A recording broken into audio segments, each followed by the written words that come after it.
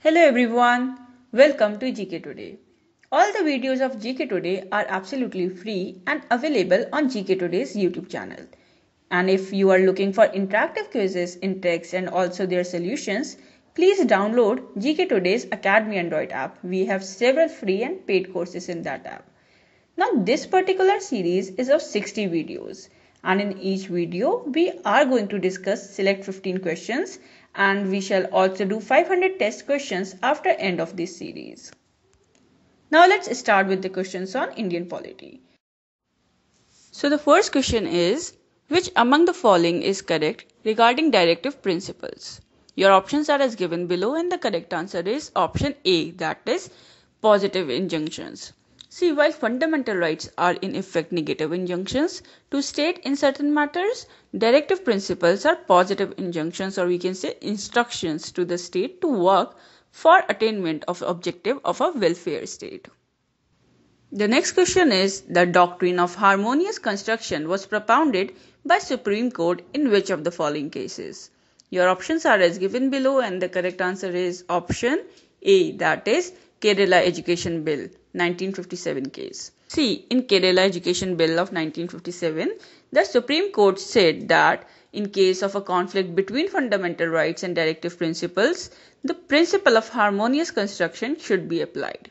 The court observed that though the directive principles cannot override the fundamental rights, nevertheless, in determining the scope and ambit of fundamental rights, the court could not entirely ignore the directive principle but should adopt the principle of harmonious construction and should attempt to give effect to both as much as possible. The next question is, which among the following committees recommended to set up an Equal Opportunity Commission? Your options are as given below and the correct answer is Sachar Committee. So it was Sachar Committee which recommended to set up an Equal Opportunity Commission for looking into the grievances of the deprived groups and to develop an appropriate diversity index in education, workplaces and living spaces, to set up a national data bank and an autonomous assessment and monitoring.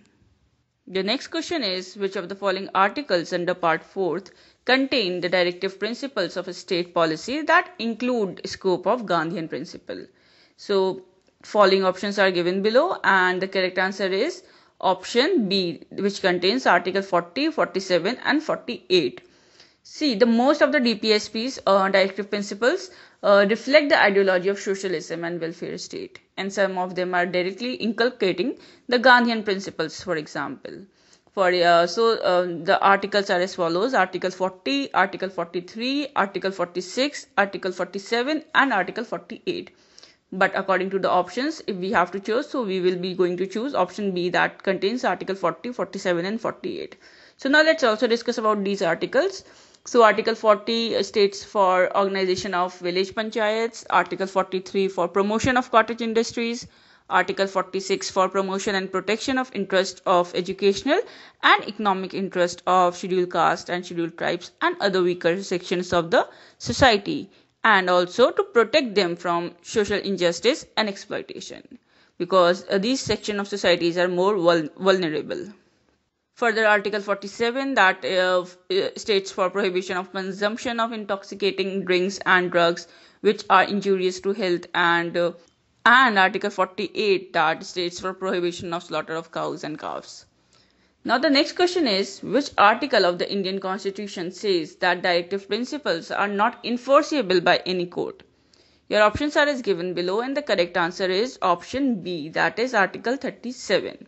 So describing the nature of DPSP, Article 37 says that directive principles are not enforceable by the court. However, at the same time, the article declares that these principles are nevertheless fundamental in the governance of the country and it shall be the duty of the state to apply these principles in making laws. Now the next question is, what is the purpose of inclusion of directive principles of a state policy in the Constitution of India? Your options are as given below and the correct answer is option C, that is to establish social and economic democracy. So the directive principles of state policy serve to the purpose of establishing social and economic democracy. They constitute a very elaborate economic, social and political program for a modern democratic state. The next question is, which of the following articles constitute the directive principles of state policy in the Indian Constitution? So you have the following options and the correct answer is option B, that is from Article 36 to Article 51. So the directive principles of the state's policy are enshrined in Part 4th of the Indian Constitution from Article 36 to 51, and these are the ideals that the state should keep in mind while formulating the policies and enacting the laws. The next question is, the directive principles of state policy has been adopted from the constitution of which country? You have the following options and the correct answer is option D, that is Ireland. So, the directive principles of the state policy in the Constitution of India have been borrowed from the Irish Constitution of 1937. The Ireland has copied it from the Spanish Constitution and they are covered from Article 36 to 51. The next question is, who described the directive principles and the fundamental rights as a conscience of the Constitution? You have the following options and the correct answer is option A, that is Granville Austin. So, directive principles of state policy along with the fundamental rights contain the philosophy of the Constitution, right? And it also constitutes the soul of the Constitution. So, it was Granville Austin who described that the directive principles and fundamental rights are the conscience of the Constitution. The next question is, which of the following does not come under the fundamental rights of the Constitution of India? So you have the following options and the correct answer is option C, that is equal pay for equal work. Now, equal pay for equal work has been enshrined in the Indian Constitution in Article 39D in Part 4th of the Directive Principles of State Policy, and it dictates the state that there should be equal pay for equal work for both men and women, but it is not a fundamental right. The next question is, which of the following articles has the provision of participation of workers in the management of industries? You have the following options and the correct answer is option B, that is Article 43A. Now see, Article 43A of the Constitution of India provides for the participation of workers in the management of industries, and the state shall take appropriate steps to secure the participation of workers. The next question is, which of the following is not a part of directive principles of the state policy? So you have the following options and the correct answer is option B, that is free education of children up to the age of 14. So the directive principles of the state's policy are non-justiciable in nature. See, the provision of free and compulsory education for all children until they complete the age of 14 years was mentioned under Article 45 of the directive principles of the state policy. But in 2002, by the 86th Amendment Act, the above provision became a fundamental rights under Article 21A. The next question is, which of the following is not a feature of the directive principles of the state policy?